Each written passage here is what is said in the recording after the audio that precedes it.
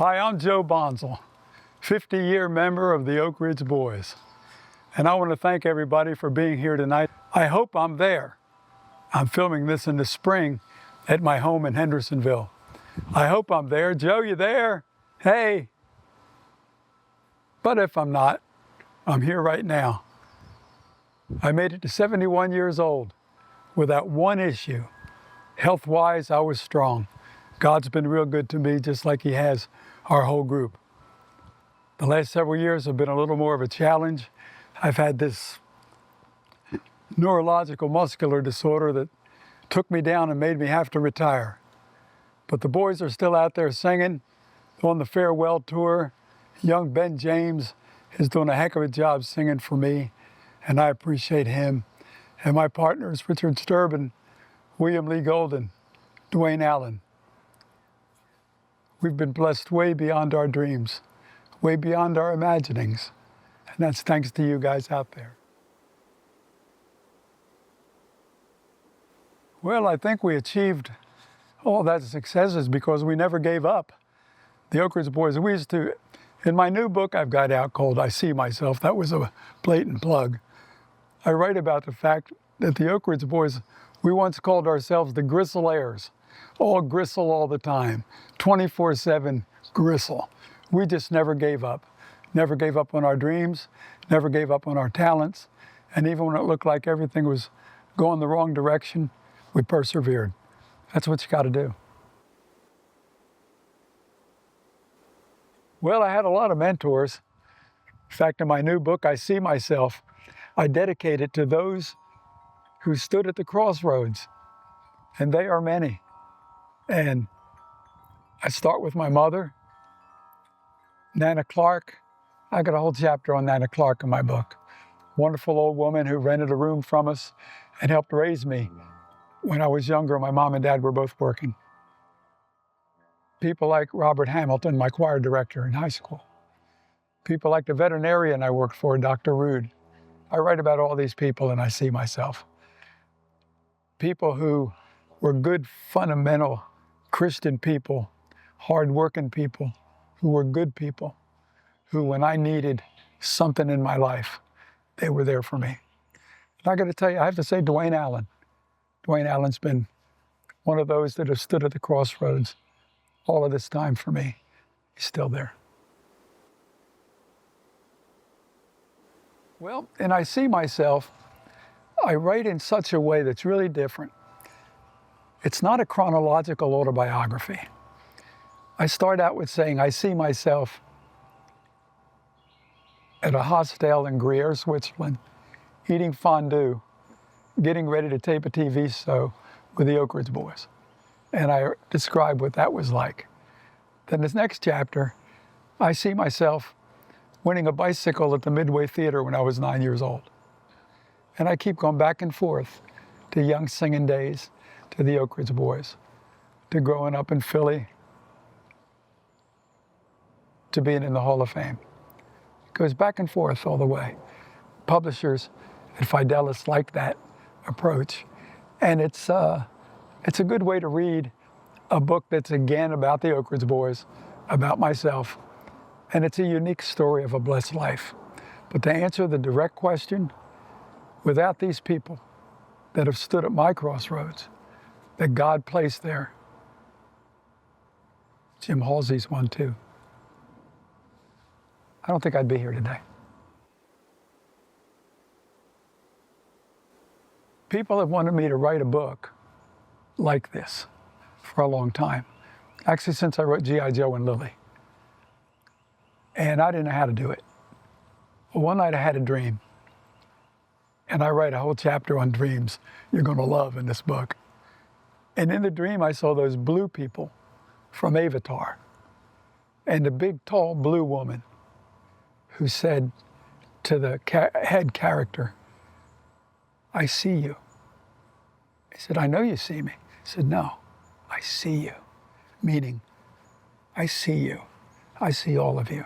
I see inside. I see you. I woke up thinking, I see myself. I see myself.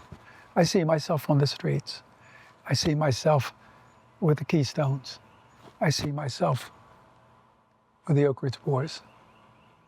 And I started to write, and obviously entitled the book, I See Myself. Well, people have urged me to write a follow-up.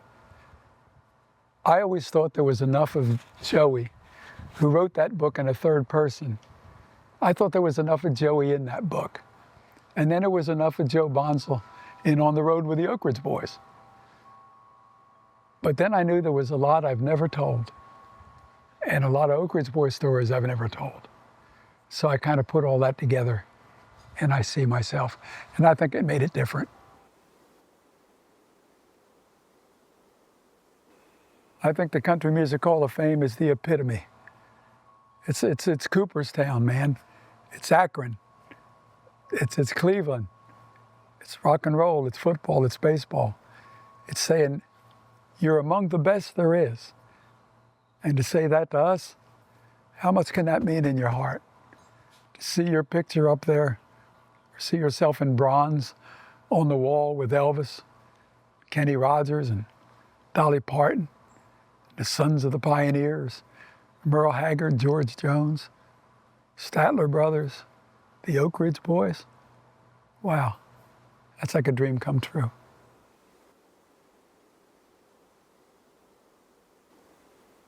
I was out at my farm. I've got a nice farm out in the Kentucky-Tennessee line. William Lee Golden called me, of all people. I think it was 2000. And he said, Joey, I just want you to know we've been inducted into the Gospel Music Hall of Fame. I couldn't believe it, man.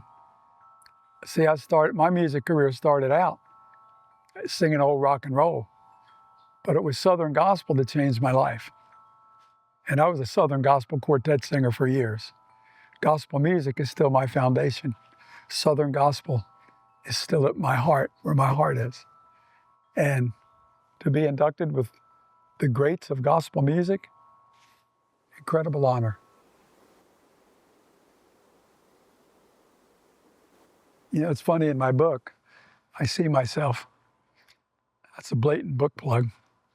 I write a whole chapter about Christmas and why Christmas means so much to me, why the Christmas tours meant so much. I had a goal. Last August, I was really starting to go down, and it was getting harder and harder to walk. And I made some goals for myself. First of all, to make the Kentucky State Fair. 49th Kentucky State Fair, got to be there. Made it. And I was still singing okay. I could get the tone way above this kind of hoarseness thing. And then my goal was to get through the fall schedule. It was enormous. If I could get through the fall schedule, put together a good Christmas show, get it rehearsed, maybe get that far. All this time, counseling and meeting with Ben James, a young man with a lot of talent. I made him learn all the Christmas stuff in case I couldn't make it. And he had it all down. We were filming the Elvira video for It's Only Natural. And I had a long talk with Ben. I said, Ben, if I can't make it any further, I need you to do it. And he started crying. And he said, I want you to do it. So that's how much love I have for that kid. So then I said to myself, all right, man, let's get through the Christmas tour. And with the help of Dwayne and Derek Kinslow, they got me out there every night, got me on that stool. Once I got on the stool, boom, I was there. And that Tuesday night, we sang at the Ryman. I kind of peaked. That was my big one. We had 4 nights after. I barely made it. And that last night in DeKalb, Illinois, I could hardly sit on the stool. Sang okay, got through the show. They had to carry me on the bus, put me in the back seat, and I turned to Dwayne Allen and said, I'm done. He said, I know. Had to retire. Because believe me, if I could still get around and I could still sing, I'd be out there. You know what, I'll be honest with you. It's like I died, but I didn't. You know how when people die, they get to hear from everybody? And oh, he was this, he was that. I just retired from the road with an issue, a health issue, and I've heard from everybody I know, people in a business, friends I grew up with, family members, everybody. And the love and prayers that I still receive constantly, every day, has just been amazing to me.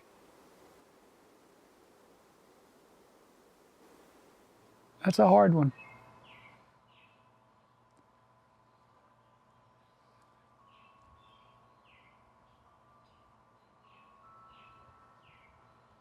I can do all things through Christ who strengthens me. That's good enough.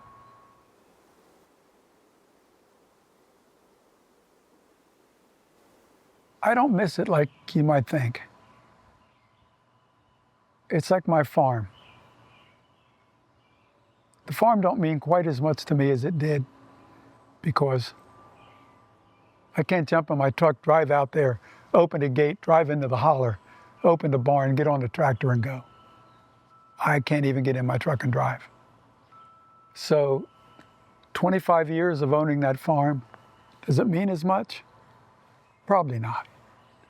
Singing on stage, I can't do it like Joe Bonsall ain't been able to for a long time.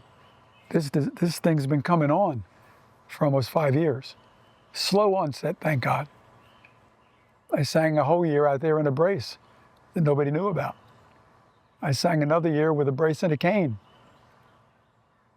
And then it started going, went to a walker. Now it's wheelchairs. So, being as I can't do it like Joe Bonsall, it don't mean as much. So I'm happy to hand the reins over to a young man that can do it. And I feel good about it. To me, it's a battle every day. I know now what my dad went through. In fact, if you read I See Myself, there's a chapter I wrote 2 years ago. I've been working on this book a couple years about my father and his condition and what it's like for a family when a family member goes through something like this. Ironically, reading that part I wrote 2 years ago now applies to me and my family, and I didn't even realize it. So to read that and then be here, I guess what I'm getting at, what goes with you when you go is love. What's important is God and your family. People that have shown me all the love that you've talked about earlier. I think when you go, that's what you take with you. I won't take with me singing with the Oak Ridge Boys for 50 years. I'll leave that legacy, but I won't take it with me. I won't take my farm with me. But the love, I'll take that.